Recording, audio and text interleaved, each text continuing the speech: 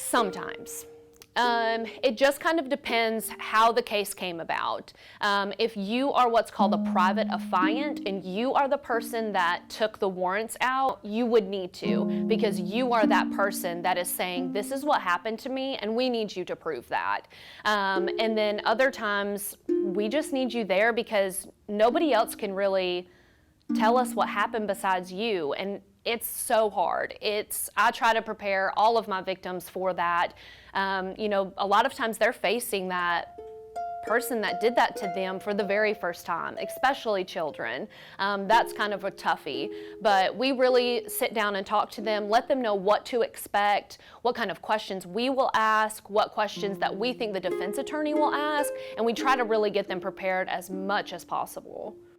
Just tell the truth, exactly how it happened. And if they ask you a question and you don't know, just say you don't know. That's perfectly fine. We're not looking for you to just fill in gaps because we don't know. There may be things that they don't remember, and that's just fine too.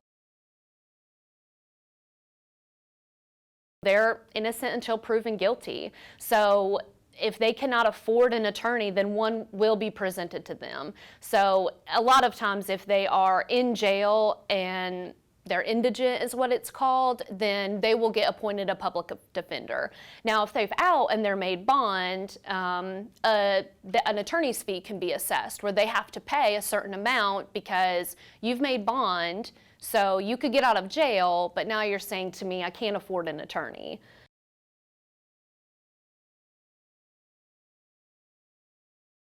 It's mainly comes from the defense attorney, and they will ask the judge, we need a mental evaluation. And so an order will be submitted, and then they will go and have a mental evaluation done.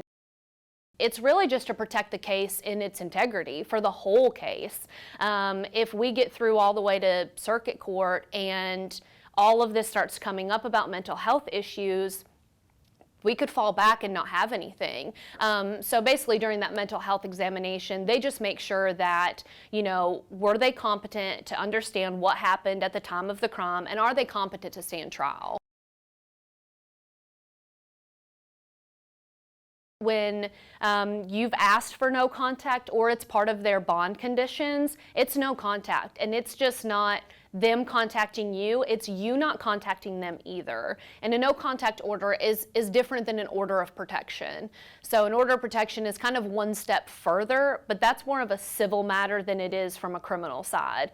But a no contact order is no social media, no texting, no Snapchat, no instant messages, no nothing like that. It's no contact whatsoever from both parties to each other. No third party contact, don't ask your friend to contact them to see what's going on, just void at all costs.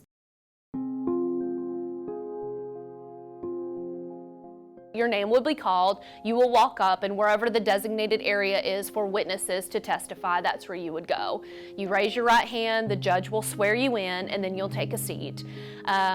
If it's for our side, where the prosecution is doing it, then they ask you what your name is, kind of where you work, where you live. Not too many detailed questions because they don't want to give that out, but just so everybody kind of understands who you are in relation to the case. They will then ask you to identify the defendant. They'll just say, do you see so-and-so in the courtroom? And if you say yes, then they'll say, could you please describe what he or she is wearing? And once they do that, that's part of the record that you have to have, is to identify the defendant. After that, just questions are asked, kind of, just tell us what happened. And again, if you don't know, that's okay. We don't ever want you to go up there and just make up a part of a story just because you're fearful of saying, I don't know. Or if you don't understand a question, just ask the person to rephrase it and they'll be happy to do so. It is a little more intense because they're trying to trip you up. What I always let them know is they're trying to muddy the waters a little bit. They want to kind of trip you up on the details of what you've said compared to maybe what's in the warrant, or if they've got the police report or anything like that. If they kind of know more about the case, then they want to kind of trip you up to where Is there reasonable doubt? And so they'll kind of go into a little harsher questioning than the prosecution will. And that's always something that we try to get them prepared for in the beginning. Yes, usually the judge, if they continue to answer the question, the judge will let them know to please stop talking, because the judge has to rule on that objection. So overruled is where if somebody calls objection and the judge basically thinks, no, I don't think that's what happened, in the easiest terms. And then if it was sustained, then he agrees that if it's hearsay or not part of the case that needs asked, then that's what sustained means.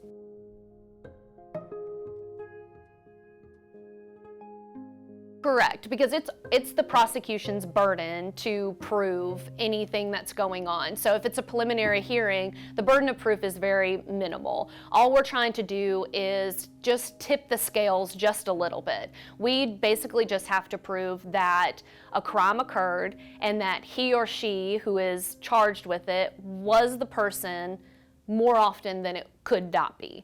And then, but once you get to circuit court, then it's beyond a reasonable doubt. You can't have any doubt whatsoever that this is the person that did it and this is what happened.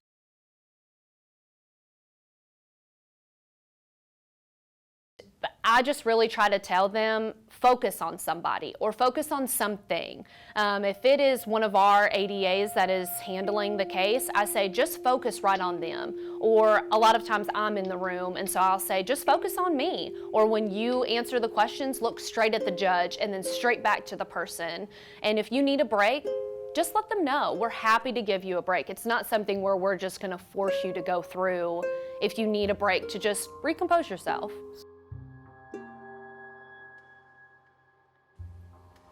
It happens. We try to let them know just to answer the question, and even if it's just a short answer, ball your fists up underneath there. Nobody's really going to see your fists, or, just try to control it as much as you can, because once you show anger, that defense attorney is going to jump all over you, and they're going to use that as, say it was a domestic situation, and they're thinking, oh, well, if you're this angry just testifying, well, what really happened there? So we try to just tell them, just try to stay as cool, calm, and collective as you can. We're asking you to remember a time really months and months back, just how far back our court system is with COVID and everything. We're asking maybe sometimes a year ago to remember something that happened. And memories come back all the time in different ways.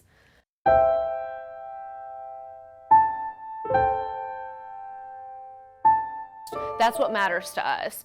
In our office, we have a victims room, so that's where we have everybody sit. So they're out of the way of everyone else. We have a play area for the kids, just kind of a calm area before you go into all of this chaos for them, because it is. But yeah, just make sure that you're well rested. You can bring water, bring some snacks, and if you need a break, just let us know. We're all human and we get it. And we sympathize with you. I couldn't imagine being up there doing that. When I have to testify, it's just as scary for me, and I work in the system, so we understand.